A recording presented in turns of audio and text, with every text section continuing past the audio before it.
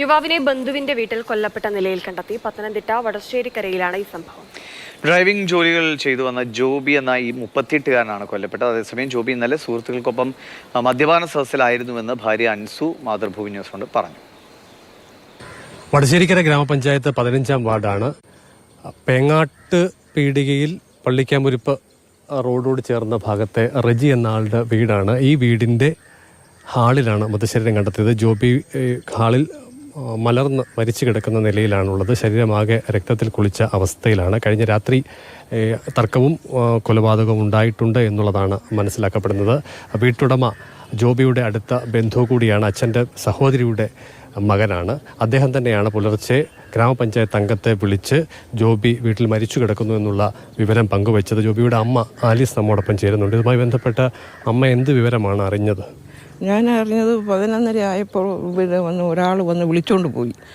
ഇന്നലെ പകല് അന്നേരം മരിച്ച വീട്ടിൽ പോകാമെന്നും പറഞ്ഞാൽ വിളിച്ചോണ്ട് പോകുന്നത്. പിന്നത്തെ വിവരം എനിക്കറിയത്തില്ല. ഇന്ന് രാവിലെ ആരാ അമ്മയെ വിളിച്ച് വിവരം പറയുന്നത്? വിളിച്ചു പറഞ്ഞത് എൻ്റെ അനിയത്തിയാണ് വിളിച്ചു പറഞ്ഞത്. ഇന്നലെ ഈ വിളിച്ചോണ്ട് പോകുന്ന സമയത്ത് റജിയോടൊപ്പം മറ്റാരെങ്കിലും ഉള്ളതായിട്ട് അറിയാമോ? ഒരു ചുമന്ന ഉടുപ്പുകാരനും ഉണ്ടായിരുന്നു എൻ്റെ കൂടെ. അമ്മ കണ്ടു. പിന്നീട് ഇവർ ഈ മരണ വീട്ടിൽ പോയിട്ട് എപ്പോൾ വന്നു അങ്ങനെയുള്ള വിവരങ്ങളൊന്നും നമുക്കറിയില്ല. ഞങ്ങളുടെ വീട്ടിൽ വന്നിട്ടില്ല. അന്നേരം ഇറങ്ങി പോകുന്നതാണ്. പിന്നെ ഞങ്ങളുടെ വീട്ടിൽ വന്നിട്ടേ ഇല്ല. റജിയും ജോബിയും തമ്മിൽ അടുത്ത ബന്ധുക്കൾക്കുപരി നല്ല സൗഹൃദം ഉണ്ടായിരുന്നു.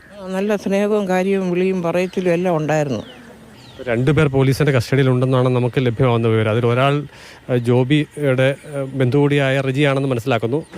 മറ്റൊരാൾ ഒരുപക്ഷെ അമ്മ പറയുന്ന ആളായിരിക്കാം. വേറെ ഒത്തിരി ആൾക്കാർ ഇവരുടെ കൂടെ കൂടി മദ്യപിക്കുന്നൊക്കെ ഉണ്ടായിരുന്നെന്ന് ഇങ്ങനെ ഒരു അറിവ് എനിക്ക് കിട്ടി. ആരാന്നൊന്നും നമുക്കറിയത്തില്ല. ഇവൻ്റെ മൊബൈലിൽ നോക്കി അറിയാം ആരൊക്കെ വിളിച്ചിട്ടുണ്ട്, ആരൊക്കെ എങ്ങനെ എടുത്ത് പോയിട്ടുണ്ടെന്നൊക്കെ. ജോബിയുടെ വൈഫാണ്. ഇന്നലെ എത്ര മണിക്കാണ് ജോബി വീട്ടിൽ നിന്ന് ഇറങ്ങുന്നത്? ഇന്നലെ അല്ല, സൺഡേ പോയതാ. ഞായറാഴ്ച വൈകിട്ട് ഒരു 6 മണിയൊക്കെ ആയപ്പോൾ. എങ്ങോട്ട് പോകുന്നു എന്ന് പറഞ്ഞാൽ ഇറങ്ങിയത്? പറഞ്ഞാൽ പോയെ വടശ്ശേരിക്കരയ്ക്ക് പോകുന്ന പറഞ്ഞാൽ പോയെ. പിന്നെ ആദ്യത്തെ 2 ദിവസം വിളിച്ചിട്ട് ഫോൺ എടുത്തിട്ടുണ്ടായിരുന്നില്ല. അത് കഴിഞ്ഞിട്ട് എന്നെ തിരിച്ച് വിളിച്ചായിരുന്നു. അപ്പം വെള്ളമായിരുന്നു. പിന്നെ കുറച്ച് കൂട്ടുകാരൊക്കെ ഉണ്ടായിരുന്നു. പിന്നെ ഡീറ്റെയിൽ ഒന്നും എനിക്കറിയത്തില്ല. കൂട്ടുകാരെന്ന് പറഞ്ഞത് ആരാണെന്ന് വല്ലതും ചോദിക്കുകയോ പറയുകയോ? വിനോദ്, അവർ മാത്രമേ ഉള്ളതായിട്ട് എനിക്കറിയത്തുള്ളായിരുന്നു. പ്രശാന്തിൻ്റെ വിനോദിൻ്റെ കാര്യം മാത്രമേ എനിക്കറിയത്തുള്ളൂ. എന്നോട് വേറെ ഒന്നും പറഞ്ഞിട്ടുണ്ടായിരുന്നില്ല. ഞാൻ എൻ്റെ വീട്ടിലായിരുന്നു.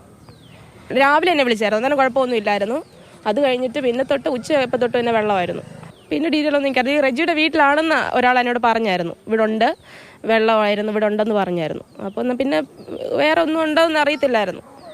ചേച്ചി പറഞ്ഞ വിനോദ് എന്നൊക്കെ പറഞ്ഞ ആളുകൾ ഇവിടെ ഉള്ളവരാണോ അതോ? വടശ്ശേരിക്കരയുള്ളതാന്ന് പറഞ്ഞു. കറക്റ്റ് ഡീറ്റെയിൽസ് ഒന്നും എനിക്ക് അറിഞ്ഞുകൂടാ. വടശ്ശേരിക്കരയുള്ളതാ.